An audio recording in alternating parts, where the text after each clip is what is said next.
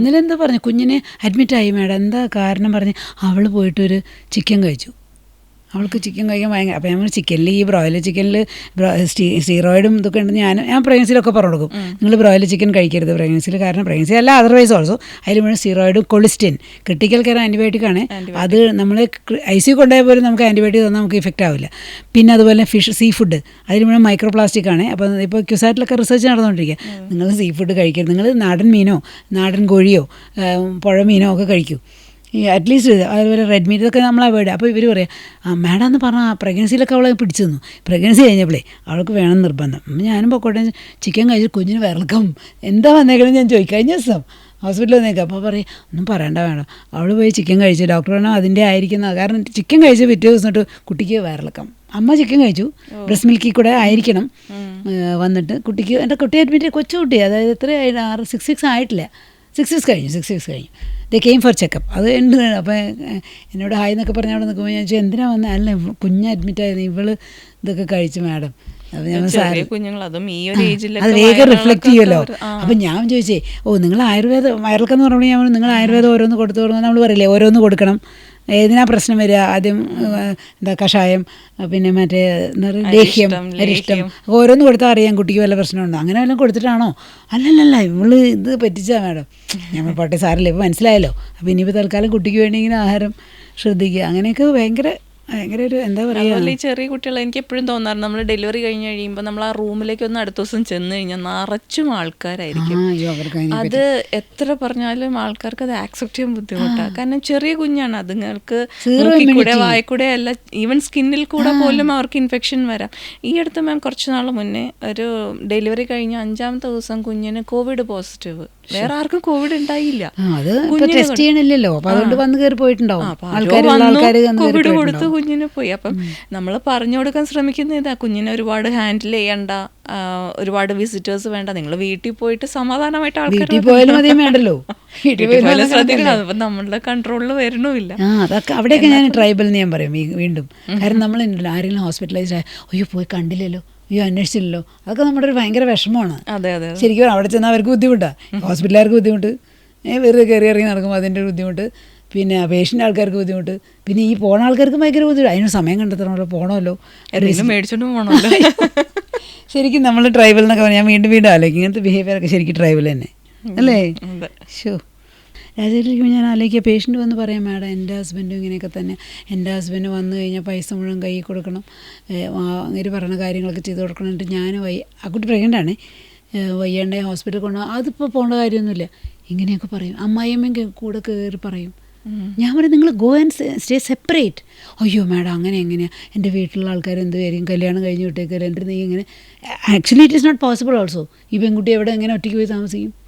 Madam ഒന്ന് എനിക്ക് തോന്നുന്നു എഡ്യൂക്കേഷൻ, പിന്നെ ഇൻഡിപെൻഡൻ്റ് ആയിട്ട് നിൽക്കാനും കൂടെ പെൺകുട്ടികൾ പഠിക്കണം. ഈ കല്യാണത്തിന് മുമ്പ് ഞാൻ ഇപ്പോൾ ആരെ കണ്ടാലും ഞാൻ പറയും, പിള്ളേരെ കണ്ടാൽ പറയും, നിങ്ങൾ കല്യാണത്തിന് മുമ്പ് നിങ്ങൾ ജോലി നിങ്ങളുടേതായിട്ടുള്ളൊരു സേ ഉണ്ടായിട്ടേ കല്യാണം കഴിക്കാൻ പാടുള്ളൂ.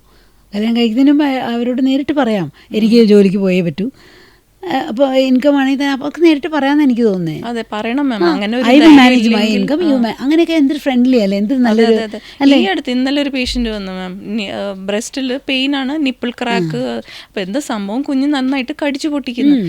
കുഞ്ഞിന് 2 വയസ്സ് കഴിഞ്ഞു. ഞാൻ പറഞ്ഞു നിങ്ങക്ക് നിർത്താത്ത എന്താ, പിന്നെ അത് സമ്മതിക്കില്ല. അത് ആ കുട്ടി പറഞ്ഞ ഉത്തരം എന്താണെന്നറിയോ, ഭർത്താവ് സമ്മതിക്കത്തില്ല. ഞാൻ ചോദിച്ചാൽ അതെന്താ ഭർത്താവ് സമ്മതിക്കാത്ത? ഫസ്റ്റ് കുട്ടിക്ക് അധികം പാല് കൊടുത്തിട്ടില്ല, 1 വയസ്സ് വരെയും പോലും കൊടുത്തിട്ടില്ല, അതുകൊണ്ട് ഈ കുട്ടിക്ക് മാക്സിമം കൊടുത്തോളണം എന്നുള്ളത്. ഞാൻ പറഞ്ഞു അങ്ങനെയൊന്നും ഒരു നിർബന്ധമില്ല, കാരണം 2 വയസ്സെന്നൊക്കെ പറയുമ്പോൾ കുഞ്ഞിന് അധികം ന്യൂട്രീഷനോ ഒന്നും കിട്ടുന്നില്ല. ഇതിൽ ഏറ്റവും കഷ്ടം കാണുന്നത് എന്താ അറിയോ സ്മിത, ഈ ഡെലിവറി ലേബർ പെയിൻ. എൻ്റെ അമ്മോ, ലേബർ പെയിനായിട്ട് വരുമ്പോൾ നമ്മൾ പറയും പെയിൻലെസ്. ഈ കുട്ടിക്കാര് തുടങ്ങിയിട്ടുണ്ടാവും, ഉള്ളു പരിശോധിക്കാൻ പോലും സമ്മതിക്കാൻ പറ്റാത്ത ഒരു 18 വയസ്സായ കുട്ടി. 18 വയസ്സ് കല്യാണം കഴിക്കാൻ പാടില്ല, പോട്ടെ 18-19 വയസ്സായ കൊച്ചു പഠിച്ചുകൊണ്ടിരിക്കും, പിടിച്ച് കല്യാണം കഴിച്ച് ഉടനെ പ്രഗ്നൻസി ആയി, ആ പ്രഗ്നൻസി ഡേറ്റായി, കൊച്ച് എക്സാമിൻ ചെയ്യാൻ സമ്മതിക്കില്ല, വേദന ഒന്നും അറിയാൻ പാടില്ല. ഇങ്ങനെയുള്ള കൊച്ചിന് പ്രസവമുറി വരുമ്പോൾ നമ്മൾ പറയും പെയിൻലെസ് ലേബർ നല്ലതാണ്, അതെടുക്കും, ഒന്നും അറിയില്ല, പെയിൻലെസ് ലേബർ എടുത്താൽ പെയിൻ അറിയില്ല, അത് മാത്രമല്ല സിസേറിനാണെങ്കിൽ എല്ലാം ഇതിൽ നടക്കുന്നതൊക്കെ പറഞ്ഞാൽ ഹസ്ബൻഡ് സമ്മതിക്കില്ല, അമ്മായിയമ്മ സമ്മതിക്കില്ല, അല്ലെങ്കിൽ അമ്മ സമ്മതിക്കില്ല. ഞങ്ങളൊക്കെ ഇതൊക്കെ പ്രസവിച്ചാൽ 2-3 പ്രസവിച്ചാൽ അവളെ സഹിച്ചോളും. അവസാനം നമ്മൾ ഇമാജിൻ വാട്ട് ഹാപ്പൻ, നമ്മൾ ദിവസം അവസാനം പറഞ്ഞു ഈ അനാൽജസി എടുക്കണേന് ഹസ്ബൻഡും വേണ്ട സമ്മതം, ഹസ്ബൻഡ് ഇപ്പോൾ ഗൾഫായിരിക്കേ, അയ്യോ അവനെ വിളിക്കണം, അവനെ വിളിച്ചിട്ട് കിട്ടുന്നില്ല, ഹസ്ബൻഡും വേണ്ട, അമ്മായിമ്മയും വേണ്ട, അമ്മയും വേണ്ട, പേഷ്യൻറ്റ് പെയിൻ സഹിക്കില്ല എന്ന് പറഞ്ഞാൽ പേഷ്യൻറ്റ് കൊടുക്കാം. നമ്മൾ മറ്റുള്ള DNC നമ്മൾ പേഷ്യൻറ്റ് പെയിൻ ആരോടെയും ചോദിക്കുന്നുണ്ടോ, നമ്മൾ കൊടുക്കുകയല്ലേ അനാൽജസി. അതുപോലെ അവസാനം അങ്ങനെ ആക്കി. ഇല്ലെങ്കിൽ ഇവർ പറയും അത് അവൾ സഹിച്ചോളൂ, അവൾ സഹിച്ച് പ്രസവിച്ചാലേ കൊച്ചിനോട് സ്നേഹമാണ്. എന്തൊക്കെ അത് ട്രൈബൽ അല്ലേ, നമ്മൾ ട്രൈബൽ അല്ലേ എപ്പോഴും വിചാരിക്കും. ഭയങ്കര മിത്താത്. അത് സ്വന്തം അമ്മമാര് ക്രാക്ക് ചെയ്യാൻ പറ്റാത്ത. ഞാൻ ചോദിക്കും, നിങ്ങൾ എന്തിനാ അവരെ കൊണ്ട് ഇങ്ങനെ പെയിൻ സഫർ ചെയ്യിക്കുന്നത്? ആവശ്യമേ ഇല്ല. പെയിൻ അറിയാതെ ലേഡി നമുക്കാണ് സങ്കടം വരിക. എന്ത് പെയിൻഫുൾ കാര്യമാണ്. 1-2 ഡെലിവറി ഒക്കെ ഉള്ളൂ. ഈ കൊച്ചു പിള്ളേർ അവരെ ഇങ്ങനെ എന്നാൽ അപ്പോഴൊക്കെ അത്രയും കാലം ഇങ്ങനെ കൊഞ്ചിച്ച് വളർത്തുന്ന കുട്ടികളാണ്. പെയിൻ അറിയാത്ത കുട്ടികൾ, ബുദ്ധിമുട്ടറിയാത്ത കുട്ടികൾ. ഇത് പെയിൻ ലേബർ പെയിൻ എന്ന് പറഞ്ഞ് വന്ന് ഈ 18 വയസ്സിൽ പെട്ടെന്ന് കുട്ടി അങ്ങ് അന്താളിച്ച് നിൽക്കുകയാണ്. എന്തൊരു വേദനയെന്ന് അതിനൊന്നും ചെയ്യാനും പാടില്ല, അവർ സമ്മതിക്കുകയില്ല. അത് നട്ടെല്ലിൽ ഇഞ്ചക്ഷൻ കൊടുക്കുന്നതുകൊണ്ട് ഡെഫിനറ്റായിട്ടും വേണ്ട. അത് അവരുടെ പലരുടെയും കോൺസെപ്റ്റ് എന്ന് വെച്ചാൽ നട്ടെല്ലിൽ ഇഞ്ചക്ഷൻ കൊടുത്തു കഴിഞ്ഞാൽ നടുവേദന വരും, കാലിലേക്ക് എന്തെങ്കിലും തളർച്ച വരും. ഭയങ്കര അതൊക്കെ ഫാർഫെച്ച്ഡ് ആണ്. കാരണം നമ്മൾ പറയും സിസേറിന്, എൻ്റെ എല്ലാവർക്കും സിസേറിന് നടുവേദനയാണോ, സിസേറിന് അവിടെ കുത്തിയിട്ടാണ് ചെയ്യണത്, ശരിയാണ്. ആ സ്ഥലത്ത് ഒരു ചെറിയൊരു നീർക്കെട്ട് വരും, അതിനൊരു 3-4 ദിവസം ഉണ്ടാവും. ഇനി സിസേറിൻ ചെയ്യാണ്ട് വെറുതെ പ്രസവിക്കുന്ന ആൾക്കാർക്ക് നടുവേദനയില്ലേ, നടുവേദന കുറച്ച് സ്പൈനിൽ വെയിറ്റ് ക്യാരി ചെയ്യണ പോലെയാണ് പ്രഗ്നൻസിയിൽ. അപ്പോൾ ചെറിയൊരു ഡിസ്കിനോ അല്ലെങ്കിൽ ചെറിയൊരു വെർട്ടിബ്ര തമ്മിൽ ഇത്തിരി ഒരു അങ്ങോട്ടും ഇങ്ങോട്ടും ചലിക്കലൊക്കെ ആകുമ്പോൾ കുറച്ച് നാളത്തേക്കൊക്കെ ഉണ്ടാവും. അത് എക്സസൈസ് ഒക്കെ ചെയ്താൽ കുറേ പേർക്ക് മാറി കിട്ടും. അല്ലാണ്ട് അതിനു വേണ്ടി ഒരു കൊച്ചിനെ കഷ്ടപ്പെടുത്തുന്നത് ഈ ആണുങ്ങളൊക്കെ തേനേ പാലേന്നൊക്കെ പറഞ്ഞ് ഭാര്യ കൊണ്ടു നടക്കുന്നവർ എല്ലാവരും ഒന്നും അതേപോലെ അല്ല.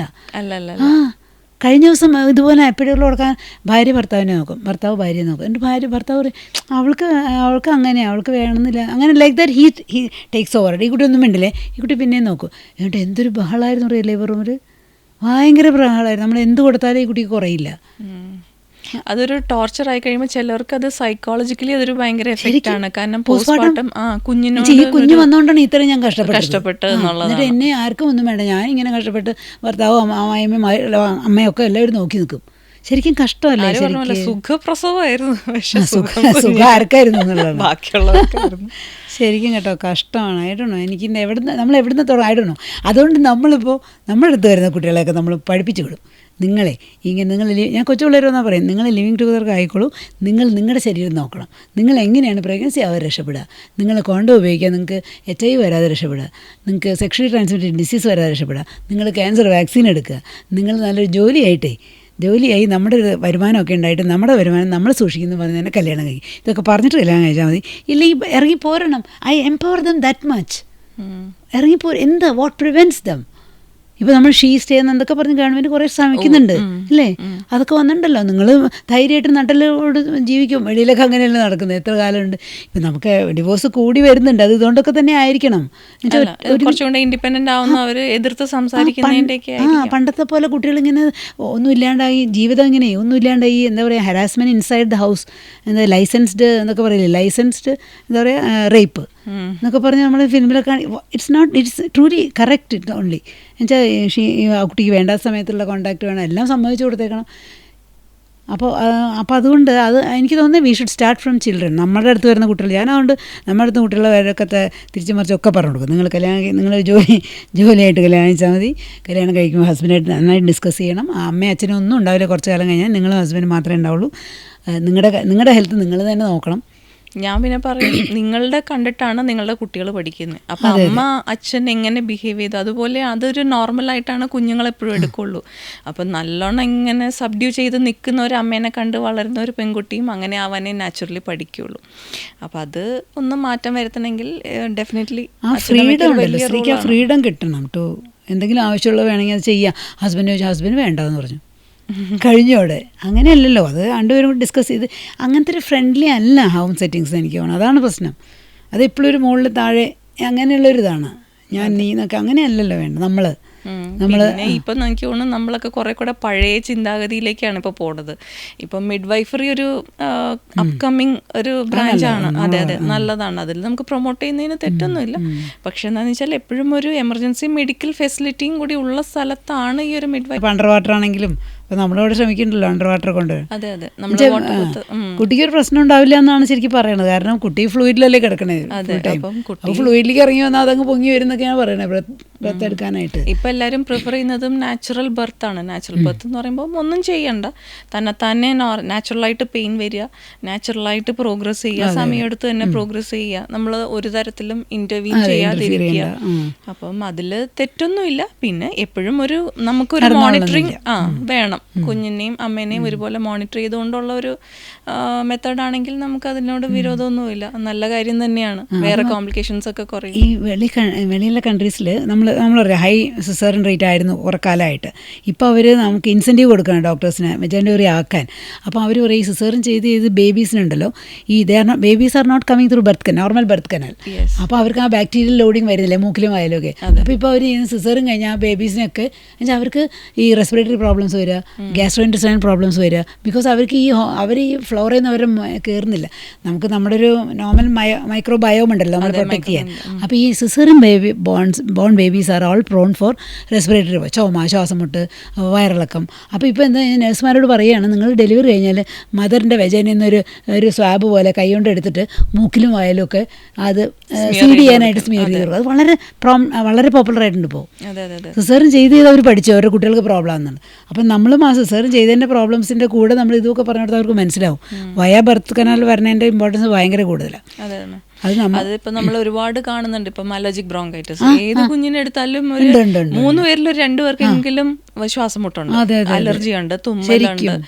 അപ്പൊ അതൊക്കെ എനിക്ക് തോന്നുന്നു സ്റ്റൊമക്ക് അപ്സെറ്റ് വരാം. അവനത് കഴിക്കാൻ വയ്യ, ഇത് കഴിക്കാൻ വയ്യ, കുഞ്ഞിനൊന്നും കഴിക്കാൻ വയ്യ പറയണ്ട. എനിക്ക് തോന്നുന്നു നമ്മുടെ സൈഡിൽ നിന്ന് ഇൻ്റർവെൻഷൻ എടുത്താൽ കുറേയൊക്കെ ചെയ്യാൻ പറ്റും കേട്ടോ. നമ്മൾ സർജറിയുടെ കാര്യം പറയുകയാണെങ്കിൽ സ്മിത, എല്ലാവരും വന്ന് ചോദിക്കും ഓപ്പൺ ചെയ്യാണ്ട് ചെയ്യുമോ, ഓപ്പൺ ചെയ്യാണ്ട് ഏതാ പ്രൊലാപ്സാണ് താഴെ കൂടെ ചെയ്യേണ്ട സർജറിയാണ്. അപ്പം അയ്യോ താഴത്തെ കൂടെ ഉള്ള ഹെർണിയല്ലേ, എന്നാലും ഓപ്പൺ ചെയ്യാൻ പറ്റില്ലേ? അപ്പം എങ്ങനെ താഴെ കൂടെ വരുന്നത്, എങ്ങനെ മുകളിൽ കൂടെ ചെയ്യുക? അപ്പോൾ അങ്ങനെ പേഷ്യൻ്റ് ആൾക്കാർക്ക് അവയർനെസ് വന്നിട്ടുണ്ട്. തുറക്കാതെ സർജറിയാണ് നല്ലതെന്ന് മനസ്സിലാക്കി. അതെ, താക്കോൽദ്വാര ശസ്ത്രക്രിയ, താക്കോൽദ്വാരം, കീഹോൾ അല്ലേ, പെട്ടെന്ന് ആഹാരം കഴിക്കാം. അപ്പം ഇത് പലപ്പോഴും ചില കേസുകൾ നമുക്കിപ്പോൾ കീഹോൾ ചെയ്യാൻ പറ്റാത്ത കേസുകളുണ്ട്. അപ്പം നമുക്കിപ്പോൾ പേഷ്യൻറ്റിനെ പരിശോധിച്ച് എന്താണ് കാരണം, എന്താണ് പ്രശ്നം, എന്തിനാണ് നമ്മൾ സർജറി ചെയ്യുന്നത്, അപ്പോൾ അത് നോക്കിയിട്ട് നമുക്ക് പറയാൻ പറ്റുള്ളൂ. ഇപ്പോൾ ചിലരിപ്പോൾ വലിയ ഫൈബ്രോയിഡ്സ് ആയിരിക്കാം, അത്യാവശ്യം നല്ല വലിപ്പമുള്ള യൂട്രസ് ഒക്കെ ആണെങ്കിൽ നമുക്ക് ചിലപ്പോൾ കീഹോൾ ഇടാനായിട്ടുള്ള സ്ഥലം നമുക്കില്ലെങ്കിൽ കീഹോൾ ചെയ്യാൻ പറ്റത്തില്ല. അങ്ങനെയുള്ളവർക്ക് നമുക്ക് ഓപ്പൺ തന്നെ പറയാൻ പറ്റുള്ളൂ. അവർക്ക് 40-45 വയസ്സായി, അവർക്ക് ഫൈബ്രോയിഡ്. അപ്പോൾ അവരുടെ പ്രശ്നം ഇതാ, ഡോക്ടർ വയർ കയറും, എൻ്റെ വയറിൽ സ്റ്റിച്ച് ഉണ്ടാവാൻ പാടില്ല. അപ്പോൾ ഹസ്ബൻഡ് പറയാം, എൻ്റെ മേഡം ഇത്രയും കാലം ഇവിടെ ഓപ്പറേഷൻ, അവർക്കറിയായിരുന്നു ഫൈബ്രോയിഡ് ഉണ്ടെന്ന്, ഇത്ര കാലം ഓപ്പറേഷൻ ചെയ്യാൻ സമ്മതിക്കാതെ എന്താണെന്ന് വെച്ചാൽ കിഡ്നി എടുക്കും. വയർ കയറി ചെയ്താൽ കിഡ്നി എടുക്കും, എൻ്റെ ഓപ്പറേഷൻ ചെയ്യണ്ട. അങ്ങനെ പറഞ്ഞാണ് കുറക്കാലം നിന്നത്. അത് കഴിഞ്ഞിട്ട് പറഞ്ഞു അല്ല, അതിപ്പോൾ ബ്ലീഡിങ് ആയി, ഭയങ്കര ബ്ലീഡിങ് ആയി, ക്ഷീണമായി, ബ്ലഡ് 2 വണ്ണം കയറ്റി, എപ്പോഴൊക്കെയാണ് വൃത്തി സമ്മതിച്ച് ഒരുവിധം ഓപ്പറേഷൻ ചെയ്യാം.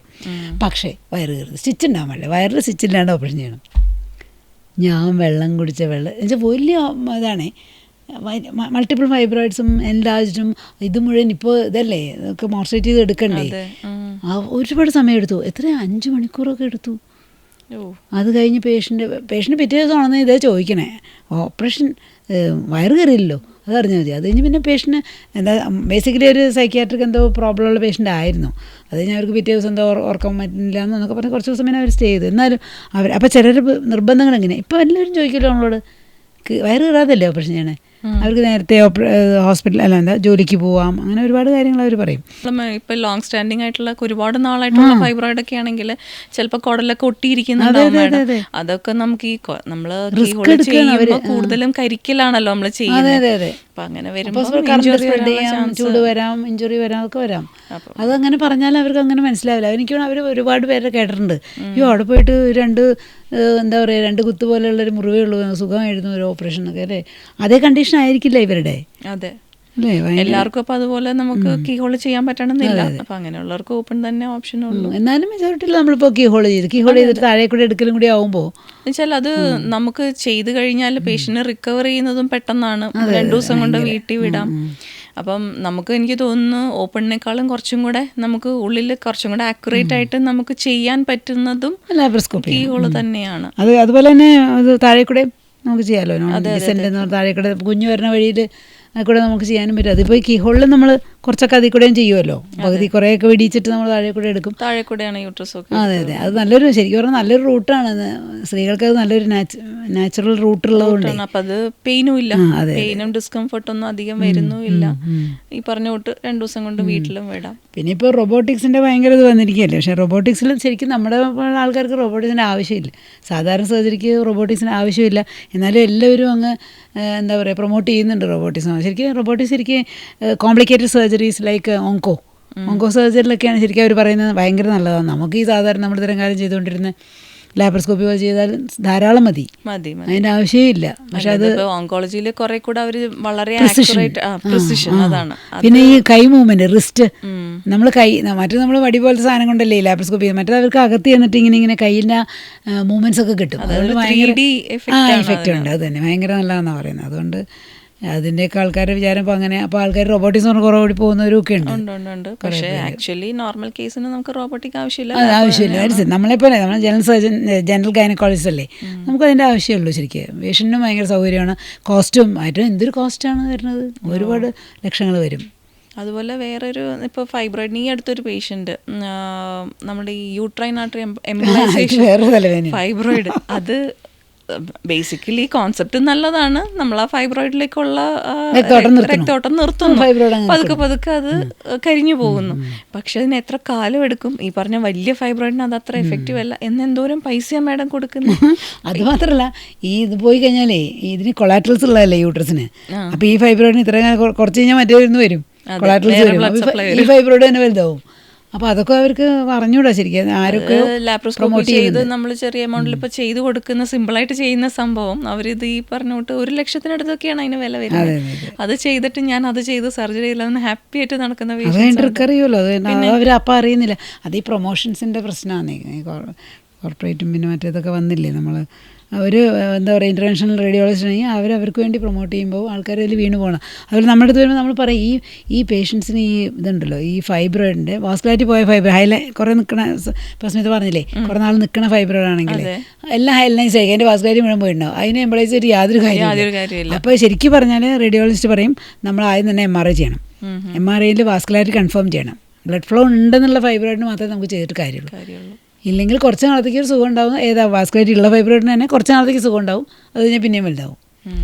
ഇതിപ്പോൾ ചില ഫൈബ്രോയിഡ് വലുതായിരിക്കും, അതിൻ്റെ സൈസ് കൊണ്ടുള്ള പ്രശ്നങ്ങളെ ഉണ്ടുള്ളൂ. ഈ അടുത്തൊരു പേഷ്യൻറ്റ് പെട്ടെന്ന് മൂത്ര തടസ്സം വന്നു, രാവിലെ എണീറ്റിട്ട് എമർജൻസി, അവർ ഒരു രക്ഷയില്ല, ഇല്ല. പിന്നെ ഞാൻ കാണുന്നത് അവരിതുപോലെ എവിടെയോ പോയി എംപ്ലോയിസേഷൻ ചെയ്ത് വന്നിട്ട് പറഞ്ഞു, മാഡം ഞാനത് ചെയ്തു, ഞാൻ ഹാപ്പി ആയിട്ടാണ് വന്നത്, ഞാൻ ഒന്നും പറഞ്ഞില്ല. വീണ്ടും വരും മാഡം. അതൊക്കെ നമ്മൾ we are taking them through the wrong path അല്ലേ. നമ്മൾ തന്നെ ക്രിട്ടിസൈസ് ചെയ്യേണ്ട ഒരു പോയിന്റിലേക്കാണ് നമ്മൾ വരുന്നത് ശരിക്കും പറഞ്ഞല്ലേ. പക്ഷെ നമുക്ക് പറയാൻ പറ്റുന്ന രീതിയിൽ അല്ലല്ല, അവരെ those are doing should have എന്താ പറയുക ഒരു ഗിൽറ്റ്, ഒരു പ്രിക്കോ, ഒരു ഗിൽറ്റ് കോൺഷ്യസ് ഒക്കെ വേണമല്ലോ നമ്മൾ ചെയ്യുന്നത് ശരിയായിട്ട്. അവർ പറയുന്ന റിസ്ക് ഈ പറഞ്ഞോട്ട് പെർസെൻറ്റേജ് കണക്കിൽ പറയുമ്പം അവർ പറയും 60% അല്ലെങ്കിൽ 70% ഇത് സക്സസ് ആണെന്ന് പറയുമ്പം അഗെയിൻ അതിൽ ആൾക്കാർ വീണ് പോവുകയാണ്. അല്ല, റെയറായിട്ട് പണ്ടൊക്കെ ഞാൻ ഓർക്കുന്നുണ്ട് എംപ്ലോയിസേഷൻ നമ്മൾ പോയി പറഞ്ഞിട്ടുള്ളത് ഈ 36 weeks ഫൈബ്രോയിഡ് നള്ളി പാരസ് അവർക്ക് യൂട്രസ് വയ്ക്കണം. അപ്പോൾ ഭയങ്കര ബ്ലീഡിങ്ങും. അപ്പോൾ കുറച്ച് നാളത്തേക്ക് ഒന്ന് കുറയാൻ വേണ്ടിയിട്ട് ഒന്ന് എംപ്ലോയിസ് ചെയ്ത് കഴിഞ്ഞിട്ട് ഒന്ന് കുറഞ്ഞിട്ട് പിന്നെ നമുക്ക് സർജറി ചെയ്യാം എന്നുള്ള പറയാം. പിന്നെ യൂട്രസ് റിമൂവലിലേക്ക് പോകും. അതൊക്കെ വരാതിരിക്കാൻ ഇപ്പോൾ GnRH കൊടുക്കണം. നമ്മൾ GnRH ഒന്നും കൊടുക്കില്ലേ, കുറച്ചൊന്നും ചുരുങ്ങാനായിട്ട്. അതുപോലെ നമ്മൾ എംപ്ലോയിസേഷനും ചെയ്യാറുണ്ട്.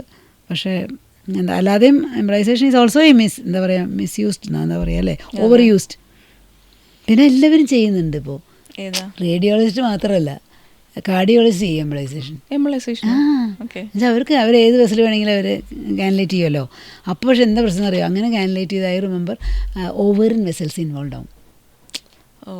അതറിയാണ്ട് അപ്പോൾ ഓവറി ഫങ്ഷൻ പോകും. മെനപ്പോസ് മാത്രമല്ല, അങ്ങനെ മെനപ്പോസ് ആവില്ലെങ്കിലും അത് യങ് പേഷ്യൻസ്, പ്രഗ്നൻസി ആവാത്ത പേഷ്യൻ്റ് ആകുമ്പോഴേ ഈ യങ് പേഷ്യൻ്റാണ് സർജറി വേണ്ടെന്ന് പറഞ്ഞ് നടക്കുന്നത്. അപ്പോൾ ഓവറിൻ്റെ സപ്ലൈ പോയി കഴിഞ്ഞാൽ പിന്നെ പ്രഗ്നൻസി ആവാൻ ബുദ്ധിമുട്ടില്ല, ആ ഓവറിയിൽ എഗ് ഉണ്ടാവില്ലല്ലോ. അങ്ങനെയൊക്കെ എന്തായാലും നമ്മൾ തന്നെ എല്ലാവരും ഒന്നും കൂടി ചിന്തിച്ചിട്ട് വേണം കാര്യങ്ങളല്ലേ. ഇപ്പോൾ ആൾക്കാർക്ക് പലതരം ബർത്തിങ് ഉണ്ടല്ലോ, ബർത്തിങ് ടെക്നീക്സ് അങ്ങനെയൊക്കെ ഒരുപാട് പറയുന്നുണ്ടല്ലേ. ചില ഹോസ്പിറ്റലൊക്കെ ശരിക്കും ഇപ്പോൾ വാട്ടർ ബർത്ത് നല്ല പോപ്പുലറായിട്ട് വരുന്നൊരു സംഭവം. അത് അതിൽ 2 എണ്ണം ഉണ്ട് മാം. ഹൈഡ്രോതെറാപ്പി എന്ന് പറഞ്ഞു കഴിഞ്ഞാൽ നമ്മൾ ആ ഒരു ടബിൽ നമ്മൾ ആ ചൂടുവെള്ളത്തിൽ ഇരിക്കുകയാണ്, ലേബറിലുള്ള സ്ത്രീ ചൂടുവെള്ളത്തിൽ. അപ്പോൾ ആ ഒരു ചൂടിൻ്റെ ഇതുകൊണ്ട് തന്നെ അവർക്ക് പെയിൻ കുറയും, നല്ല സൂത്തനിങ് ആണ് അത്. അപ്പോൾ ചിലർ അങ്ങനെ ഇരിക്കുന്നു, എന്നിട്ട് ഡെലിവറി ആകാനാകുമ്പോഴത്തേക്കും അവർ ലേബർ കോട്ടിലേക്ക് മാറിയിട്ട് പ്രസവിക്കുന്നു നമ്മുടെ നോർമൽ രീതിയിൽ. പിന്നെയുള്ളത് വാട്ടർ ബർത്ത് ചെയ്യുന്നുണ്ട്, ടെമ്പറേച്ചർ ചേഞ്ച് ചെയ്യും. ആദ്യം ചെറിയ മാമാണെങ്കിൽ പിന്നെ ഡെലിവറി ആകുമ്പോഴേക്കും ടെമ്പറേച്ചറൊക്കെ കുറച്ച് ബോഡി ടെമ്പറേച്ചർ കുഞ്ഞകത്തിരുന്ന കോർ ടെമ്പറേച്ചറിൽ തന്നെ വരും.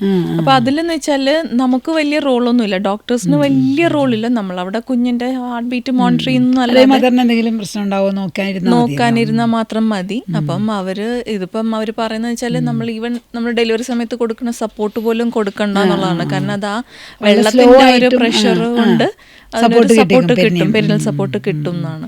അപ്പൊ അങ്ങനെ വരുമ്പം ബേബി ആയാലും നല്ല മോളി വന്നിട്ട് വൃത്തെടുക്കുന്ന എനിക്ക് അത്ഭുതമായി. കോട ക്ലാമ്പ് ചെയ്യാതെ തന്നെ baby will come up and take breath അല്ലേ? ഭയങ്കര രസമല്ലേ? ബേബി ഉള്ളിൽ വെള്ളത്തിലാണല്ലോ. അതെ, അത് രസമാണ് ആക്ച്വലി. അപ്പൊ പെയിനും റിലീഫ്. മൂത്ത കുട്ടികൾ മദർ ഈസ് വെരി കംഫർട്ടബിൾ. ആ ബർത്തിങ് ഇതുണ്ടല്ലോ റൂമിൽ അല്ലേ, ഞാൻ കണ്ടേക്കുന്നത് ശരിക്ക് ഹസ്ബൻഡ് ഉണ്ടാവും, മൂത്ത കുട്ടീനെ. അപ്പോൾ അവർക്കൊന്നും കൊച്ചിനൊന്നും വലിയ പ്രശ്നം തോന്നുന്നു. അമ്മയ്ക്ക് എന്തോ അമ്മ അവിടെ എന്താ വാട്ടബിൽ കിടക്കണമെന്ന് മാത്രമേ കുട്ടിക്ക് അറിയുള്ളൂ എന്ന് തോന്നുന്നു. അതുപോലെ തന്നെ വേറെ വരുന്ന കോൺസെപ്റ്റ് LDRP, അതായത് പേഷ്യന്റ് ഇപ്പം ലേബറിൽ വരുന്ന ഫാമിലി ആയിട്ട് delivery in the same room അവിടെ കയറിയ ഡെലിവറി കഴിഞ്ഞ് എല്ലാവരും കൂടി ഇറങ്ങിപ്പോകും. ഡെലിവറി കഴിഞ്ഞ് റിക്കവർ ചെയ്ത് അവർ വീട്ടിലേക്ക് ഇറങ്ങിപ്പോകും. അപ്പം എല്ലാ പ്രൈവസിയും പിന്നെ ഫാമിലി ഫീൽ കിട്ടും. അതെ, ഹസ്ബൻഡിന് മൂത്ത കുട്ടിയുണ്ട്, നമ്മൾ ആഹാരം കഴിക്കുന്നു, എല്ലാവരും കൂടി ഇരുന്ന് കഴിക്കുന്നു. അപ്പോൾ ഈ സ്ത്രീക്ക് ആ ടെൻഷനൊക്കെ കുറയും. ഇപ്പം ഈ അടുത്ത പേപ്പറിലുണ്ടായിരുന്നു, ലൈക്ക് ഇപ്പം ഡെലിവറിക്ക് കൂടെ ഭർത്താക്കന്മാർ നിൽക്കുന്നതിന്റെ റേറ്റ് കൂടുതലാണ്. അതുമല്ല WHO പറഞ്ഞിട്ടുണ്ട്. നമ്മൾ പണ്ട് പറയാം നമ്മൾ അക്രമം കാണിക്കണം, പേഷ്യൻറ്റിനെ ഡെലിവറിക്ക് കയറ്റിയിട്ട് ഡോക്ടർ അങ്ങനെ ചെയ്തു, നഴ്സ് അങ്ങനെ ചെയ്തു എന്നൊക്കെ. അപ്പോൾ ഇവർക്ക് പേടിയാണല്ലോ, എത്ര നമ്മൾ നന്നായിട്ട് പറഞ്ഞാലും വെളിയിൽ നിൽക്കണവർക്ക് എന്തൊക്കെ ചെയ്തിട്ടുണ്ടാവുള്ളൂ എന്നുള്ളൊരു വിചാരമാണല്ലോ, അങ്ങനെ ചെയ്തു ഇങ്ങനെ ചെയ്തു. അപ്പോൾ അതുകൊണ്ട് WHO പറയണത് ഈ സ്ത്രീ നമ്മൾ പരിചയമില്ലാത്ത സർക്കംസ്റ്റൻസിൽ പെട്ടെന്ന് കയറുന്നത്. അവിടെ ചെന്നാൽ സിസ്റ്റേഴ്സിനൊക്കെ ആദ്യമായിട്ട് നമ്മൾ ലേബർ റൂം നേരത്തെ കണ്ടോളാൻ പറഞ്ഞാലും നഴ്സസിനെയൊക്കെ പരിചയം ഉണ്ടാവില്ലല്ലോ. അപ്പോൾ അതുകൊണ്ട് ഈ സ്ത്രീക്കുള്ള ടെൻഷൻ ഭയങ്കരമായിരിക്കും. അപ്പോൾ അതുകൊണ്ട് സ്വന്തമായിട്ടുള്ള ആൾക്കാരെ ആരെങ്കിലും കൂടെ, അമ്മ അല്ലെങ്കിൽ എന്താ പറയുക സിസ്റ്ററോ അല്ലെങ്കിൽ ഹസ്ബൻഡാണ് ഏറ്റവും ideal. Husband should know how much ഈ സഫറിങ് എന്നുള്ളത്. ഹസ്ബൻഡ് തടവി കൊടുക്കാനും ധൈര്യം കൊടുക്കാനും ഒക്കെ ഹസ്ബൻഡ് വേണമെന്നുള്ളത് ഇപ്പോൾ എല്ലാ സ്ഥലത്തും മസ്റ്റാക്കിയാണ്. ശരിക്കും WHO മസ്റ്റാക്കിയിരിക്കുക. അതെ മാം, അതാണ് ലേബർ കമ്പാനിയൻ എന്ന് പറയുന്ന കോൺസെപ്റ്റ് അത് തന്നെയാണ്. അപ്പൊ ഡെലിവറി ലേബർ നല്ലതാണ്. നമുക്ക് ഇപ്പൊ നമ്മളെന്താ ചെയ്യുന്നത്, നമ്മൾ ട്രാൻസ്പെറന്റ് ആണ്. ഈ ബ്ലീഡിങ് ആണ് അവരും കാണുന്നത്, ഹസ്ബൻഡും കാണുന്നുണ്ട്. കൊച്ചിങ് വന്നു കഴിയുമ്പോഴേക്കും ഒരു ബക്കറ്റ് മുഴുവൻ ബ്ലഡ്. നമ്മളൊന്നും ചെയ്തിട്ടൊന്നുമല്ല, ഇറ്റ് ഈസ് നാച്ചുറൽ എന്നുള്ള. എന്നിട്ട് നമ്മൾ വെപ്രാളം പിടിച്ചത് കുറയ്ക്കാനും ബ്ലഡ് കയറ്റാനും ഇതൊക്കെ ചാടി നടക്കണം. എല്ലാവരും ഓടി പേഷ്യൻ്റ് മേത്തേക്ക് വന്ന് അവിടുന്ന് ഡോക്ടർ മാറ്റിയ ഡോക്ടർ വരും, ഈ ഡോക്ടർ വരും ഒക്കെ ചെയ്ത് കൊടുക്കണം എന്നൊക്കെ. ഓപ്പറേഷൻ തിയേറ്ററിലേക്ക് ചാടി അതൊക്കെ അവർ കാണുമല്ലേ. അപ്പോൾ അവർക്ക് മനസ്സിലാവും ഇത് നാച്ചുറൽ, ഒന്നും ചെയ്യാൻ പറ്റില്ല ആർക്കും, അങ്ങനെ വന്നൊരു ബ്ലീഡിങ് ആണെന്നുള്ളതൊക്കെ ഭയങ്കര നല്ലതാണ്. Labour കമ്പാനി is very good, very good. എന്തൊരു കംഫർട്ടബിൾ ആയിരിക്കും. അതെ, വളരെ കംഫർട്ടബിൾ, ഹാപ്പിയാണ്. അതിപ്പോ ഡെലിവറി കഴിഞ്ഞ ഹസ്ബൻഡ് ഉണ്ടെങ്കിൽ നമ്മളിപ്പോ ഒരു ഗ്രൂപ്പ് ഫോട്ടോയും കൂടെ എടുത്തു. ആകെയുള്ളത് എല്ലാ ഹസ്ബൻഡ്സിനും ധൈര്യവും, ചിലർക്ക് പരാറിഞ്ഞ് വീഴും. അപ്പോൾ അതുകൊണ്ട് ഈ ക്ലാസ്സിൽ തന്നെ നമ്മൾ പറയും, നിങ്ങൾ ഡെലിവറിയൊക്കെ ഒന്ന് നിങ്ങൾ യൂട്യൂബ് കാണാൻ എന്തെങ്കിലും കണ്ട് നിങ്ങൾ തല ഇറങ്ങുന്നവരാണെങ്കിൽ കയറണ്ട. അവിടെ തലയിറങ്ങിയൊക്കെ വീണാറുണ്ട്, വീണിട്ടുണ്ട്. അപ്പം അങ്ങനെ എന്തെങ്കിലും ഉള്ളവരാണെങ്കിൽ നമ്മൾ പറയും മാറി. ചിലർ പറയും എനിക്ക് പേടിയാണ്, അപ്പോൾ അമ്മ പറയും എനിക്ക് അതിലും പേടിയാണ്. ചിലർക്ക് ആർക്കും വേണ്ടെന്നുള്ളവരും ഉണ്ട്, വേണ്ടെന്ന് പറയുന്നവരും ഉണ്ട്. ചിലര് വളരെ ഹാപ്പി ആയിട്ട് കൂടെ നല്ല സപ്പോർട്ടീവായിട്ട്. കാരണം ഹസ്ബൻഡ് ഉള്ളപ്പം ഈ പറഞ്ഞ കൂട്ട് ലാസ്റ്റിൽ പുഷ് ചെയ്യാനും ഒക്കെ ഉള്ള ആ ഒരു എൻകറേജ് ചെയ്യും, നല്ല എഫേർട്ട് വരുമല്ലോ. നമുക്കും കുറച്ചും കൂടെ ആക്ച്വലി കംഫർട്ടബിൾ ആണ്, സേഫ് ആണ്. അതെ അല്ലേ, ഭയങ്കര നല്ലതാണ്. Labour കമ്പാനി is very good. അതുപോലെ LDRP കൺസെപ്റ്റ് നല്ലതാണ്. കുട്ടികളെല്ലാവരും റൂമിൽ കയറി അവിടെ പ്രസവിച്ച് അവിടെ നിന്ന് പോകുന്നു ഒക്കെ പറഞ്ഞാൽ നല്ലതാണ്. അതെ, അപ്പോൾ അവർക്കൊരു ഹോസ്പിറ്റലിലേക്ക് വന്നു വലിയ എന്തോ ഒരു സംഭവം നടന്നു, അവർക്ക് ടെൻഷനൊക്കെ കുറയും. മറ്റത് ഈ ഹോസ്പിറ്റലിൽ നമ്മൾ പക്ഷേ ഇപ്പം അങ്ങനെ ചെയ്യാറില്ല, അഡ്മിറ്റ് ചെയ്യാറില്ല കൂടുതൽ. ഇപ്പോൾ ഇന്ന് ഇൻഡക്ഷനാണ്, ഇന്നങ്ങ് അഡ്മിറ്റ് ചെയ്യും. മറ്റങ്ങനെയല്ല, ഒരാഴ്ച കിടന്ന് അങ്ങനെയൊക്കെയല്ലേ പണ്ടൊക്കെ. ഗർഭിണികൾ ഇങ്ങനെ നടക്കണ കാണാം വാർഡിലൊക്കെ. നമ്മൾ അങ്ങനെ നിർത്തിയല്ലോ ഇപ്പോൾ. ഇന്ന് ഇൻഡക്ഷനാണെങ്കിൽ ഇന്ന് അങ്ങ് അഡ്മിറ്റ് ചെയ്ത് നാളെ മറ്റന്നാളൊക്കെ ഡെലിവറി ചെയ്ത് കൊച്ചിനെയും കൊണ്ട് റൂമിലേക്ക് പോകാമെന്നുള്ളതാക്കി കഴിഞ്ഞു. അത് ഭയങ്കര നല്ലതാണ്. അതുപോലെ മിക്കവരും ചോദിക്കുന്നുണ്ടല്ലോ, ആദ്യത്തെയ്യോ മഷി ഇറക്കിയോണ്ടായി അല്ലെങ്കിൽ കോഡ് വന്നുകൊണ്ട് സിസേറിയൻ ചെയ്തു, ഞങ്ങൾക്ക് ഡെലിവറി ചെയ്താൽ ഭയങ്കര ആഗ്രഹമാണ് എന്നൊക്കെ പറഞ്ഞ് ബാക്കിന് ചോദിക്കുമല്ലോ, ജനറൽ ബർത്ത് ആഫ്റ്റർ സിസേറിയൻ. അതും ഒരുപാട് പേര് ഇപ്പോൾ ചോദിച്ചു വരുന്നുണ്ട്. അതിപ്പം തുടക്കത്തിൽ ഇപ്പം നമുക്കും ഈ പറഞ്ഞോട്ട് സിസേറിയൻ സ്കാർ പൊട്ടിപ്പോകുമോ, ബ്ലീഡ് ചെയ്യോ, കുഞ്ഞിന് എന്തെങ്കിലും, രണ്ടുപേർക്കും ഒരേപോലെ റിസ്ക് ഉള്ള ഒരു സംഭവം. പക്ഷെ അത് നല്ല രീതിയിൽ പറഞ്ഞ് മനസ്സിലാക്കി, അതായത് നമുക്ക് ഇതിന്റെ ഉള്ള റിസ്കുകൾ എന്താണ് എന്നൊക്കെ മനസ്സിലാക്കി കോഷ്യസ് ആയി 10 minutes ബേബി ഔട്ട് ആവാനുള്ള ഫെസിലിറ്റി ഒക്കെ നമ്മൾ ഒരുക്കി വെച്ചിട്ടാണ് നമ്മൾ ചെയ്യുന്നത്. അതെ ഡെഫിനറ്റ്ലി അനസ്തീസിയ ടീം ആണെങ്കിലും ഓട്ടിക്കാരോടാണെങ്കിലും എപ്പോഴും അലർട്ടാണ്. ഒരു കോഡ് വിളിച്ചാൽ അവരെത്തും, ഒരു ഫോൺ കോൾ മതി, എല്ലാവരും will be coming and standing. എന്തെങ്കിലും ഒരു നമ്മൾ കണ്ടിന്യൂസ് മോണിറ്ററിംഗിൽ നമുക്ക് ചെയ്യാവുന്നതേ ഉള്ളൂ. അതെ, വെളിയിലൊക്കെ ഉണ്ടല്ലോ പ്രീവിയസ് സിസേറിയൻ ചെയ്തപ്പോൾ അവർ പ്രീവിയസ് 2 സിസേറിനാണ് ഇപ്പോൾ ഡെലിവറി ചെയ്യാൻ ചാൻസ് കൊടുക്കുന്നത്. ബിക്കോസ് ഇക്കണ്ട ആൾക്കാരെ മുഴുവൻ വീണ്ടും സിസേറിൻ ചെയ്യാനുള്ള സ്ഥലമില്ല, അങ്ങനെയായിപ്പോയി. അപ്പോൾ അവർ ഡെലിവർ ഇൻവേരിയബിളി ഡെലിവർ. അപ്പോൾ 2 സിസേറിനായി. പ്രീവിയസ് സിസേറിൻ ഡെലിവറി സിസേറിൻ ചെയ്യാൻ പറ്റാതെ ഡെലിവറി ആവണം, അപ്പോൾ 2 സിസേറിനായാലും. ഈ രണ്ടാമത്തെ സിസേറിനും ഇപ്പോൾ അവർ എന്നുവെച്ചാൽ പ്രോപ്പർലി സൂചിച്ചേടാൻ പ്രോപ്പർലി നല്ല ഹീലിംഗ് ഒക്കെ വന്നിട്ടുണ്ടെങ്കിൽ they feel that even second caesarean after 2 caesareans also you can try for a vaginal delivery എന്നുള്ള പോലെ ആയി തുടങ്ങി ഞാൻ പറയുമായിരുന്നു. അല്ല, ഇപ്പൊ ഈ വീബാക്ക് ആണെങ്കിലും എനിക്ക് തോന്നുന്നത് ആദ്യത്തെ സിസേറിയൻ ചെയ്യാനുള്ള കാരണം എന്താണെന്നുള്ളത് വളരെ ഇമ്പോർട്ടന്റ് ആണ്. ചിലർ ഈ പറഞ്ഞ തൊട്ട് ഫുള്ളി ഓപ്പൺ ആയിട്ട് ചെയ്യുന്നവരുണ്ട്, അല്ലെങ്കിൽ ഹെഡ് മാത്രം ഇറങ്ങിയില്ല, മാം നേരത്തെ പറഞ്ഞല്ലോ മഷി ഇട്ടു, അല്ലെങ്കിൽ കുഞ്ഞിന്റെ ഹാർട്ട് ബീറ്റ്. അപ്പൊ നേരത്തെ ചെയ്യുകയും ചെയ്യും. അപ്പോൾ ഇൻ ലേബർ ആയി ശരിക്കും നമുക്ക് പറയില്ലേ, നമ്മൾ നല്ല സൂച്ചറിങ് നല്ല ടെൻസൈൽ സ്ട്രെങ്ത് ഉള്ള ഒരു ബോണ്ട് കിട്ടണമെങ്കിൽ നമ്മൾ കുറച്ച് ലേബറിലായിട്ട് കുറച്ച് സ്പേസ് വേണം, തിൻഡ് ഔട്ട് ആയിട്ടുള്ള ലോസ് ഇവൻ്റ് അതിൽ നമ്മൾ മുറിവിടുമ്പോൾ നമുക്ക് നന്നായിട്ട് അത് സ്റ്റിച്ച് ചെയ്യാനും പറ്റും, ഉണങ്ങാനും പറ്റും. മറ്റേ നേരത്തെ ചെയ്യുമ്പോൾ ഉണ്ടല്ലോ ഈ കട്ടിയായിട്ടുള്ള ലോസവനായിട്ട് സ്റ്റിച്ച് ചെയ്താൽ പോലും നന്നാവില്ല, ശരിക്കാവില്ല. അതെ, എന്നിട്ടല്ലേ നമ്മുടെ സ്കാർ പ്രഗ്നൻസി എന്നൊക്കെ പറഞ്ഞ് ഓരോന്ന് വരുന്നത്. അതുകൊണ്ട് അതും ഇപ്പോൾ ഇഷ്ടംപോലെ നല്ല ഇൻസിഡൻസ് കൂടുതലാണ് സ്കാറിൽ പ്രഗ്നൻസി വരുന്നത്. അതുപോലെ നമ്മൾ ഇവർ വരുമ്പോൾ നമ്മൾ പറയുകയും ചെയ്യും. ഞാൻ ഓർക്കുന്നുണ്ട് ഒരു കുട്ടി നമ്മൾ ഇപ്പോൾ ഈയിടെ വന്നാണ്, അവർ ഡെലിവറി ചെയ്ത് പോയി കേട്ടോ. അവരെവിടെയോ വെളിയിലിരിക്കുകയായിരുന്നു, അവിടെ അവർ കണ്ടു ഇവിടെ വീബാക്ക് കൊടുക്കുന്നുണ്ടെന്നുള്ളത്. അവരവിടുന്ന് ഹസ്ബൻഡിനെ പറഞ്ഞു വന്ന് ഈ കിൻഡർ തന്നെ വരണം എന്നൊക്കെ പറഞ്ഞ് വന്നു. She could deliver also. I could believe that she will deliver. Because അല്ല നമ്മളങ്ങനെ വന്നു വെച്ചിട്ട് നമുക്ക് ഡെലിവറി, പക്ഷേ അതിൽ ഭാഗ്യത്തിന് എന്താണെന്ന് വെച്ചാൽ ഹെഡ് ഇരുന്നിരുന്നു. അപ്പോൾ നമ്മൾ ഇവരോട് പറയണ ഡേറ്റ്, നമ്മൾ എല്ലാവരും ചോദിക്കുമല്ലോ ഡെലിവറി ആവാൻ പറ്റുമോ, അപ്പോൾ നമ്മൾ പറയും നമ്മൾ ഈ ഡെലിവറി ഡേറ്റ് എടുക്കട്ടെ, അപ്പോൾ ബേബിയുടെ സൈസ്, ബേബിയുടെ കിടപ്പ്, ബേബിയുടെ ഹെഡ് ഇറങ്ങിയിരിക്കുന്നുണ്ടോ, തനിയെ വേദന വരുന്നുണ്ടോ, ഗർഭാത്രമുഖം ചെറു, അങ്ങനെ കുറേ കാര്യങ്ങളൊക്കെ ഉണ്ടല്ലോ എന്നൊക്കെ നമ്മൾ പറഞ്ഞു കൊടുത്ത് അവരെ നേരത്തെയൊക്കെ എക്സസൈസ് ചെയ്യിപ്പിച്ച് ഹെഡ് അങ്ങ് ഇറങ്ങി കിട്ടിക്കഴിഞ്ഞാൽ നമ്മൾ എല്ലാം ഒരുമിച്ച് വരണം. ശരിയല്ലേ, അവരുടെ സൈഡിൽ നിന്നും നമ്മുടെ സൈഡിൽ നിന്നും എല്ലാം കൂടി ഒരു ലക്കായിട്ട് എല്ലാവരും വരുമെങ്കിലും ചോദിച്ചു, പക്ഷെ ആരും എക്സസൈസ് ചെയ്ത് അതിന് ഡ്രിവൺ ആയിട്ട് കുറവാണ്. പിന്നെ കൺസെന്റ് നമ്മൾ എഴുതിക്കുമല്ലോ, യൂട്രസ് പൊട്ടിപ്പോവാം, യൂട്രസ് വേണേൽ പോവാം, കുഞ്ഞിന് വല്ല പ്രശ്നം, ഇത് എഴുതുമ്പോൾ തന്നെ പകുതി പേര് പറയും എന്നാ വേണ്ട എന്ന് പറയും അല്ലേ. പിന്നെ പെയിൻ വരുമ്പോഴേക്കും പറയും അയ്യോ ഇത് ഭയങ്കര പെയിനാണ്, വേണ്ട എനിക്ക് പ്രസവിക്കണ്ട, സിസേറിയൻ ചെയ്താൽ മതി, അങ്ങനെയും കുറേ പേരുണ്ട്. അപ്പോൾ നമ്മൾ കുറച്ച് ടൈമിൽ എപ്പിഡ്യൂറിലൊക്കെ കൊടുക്കാൻ നോക്കിയാൽ ചിലർ കിടക്കും, അല്ലാത്തവർ കുറേ അങ്ങനെയും ഡിസൈഡ് ആവാറുണ്ട്. എന്നാലും പലപ്പോഴും തോന്നാറ് അങ്ങനെ ഒരു വേണമെന്ന് നല്ല ശരിക്കും വേണമെന്നുള്ളവർ ചിലപ്പോൾ വരും. നല്ലതാണ് വീബാക്ക് അല്ലേ, പിന്നെ പേഷ്യന്റും അത് എടുക്കുന്നു മനസ്സിലാക്കുന്നുണ്ടല്ലോ, അതിനുവേണ്ടി വരുന്നുണ്ടല്ലോ എന്നുള്ളതും ഒരു നല്ല കാര്യം അല്ലേ.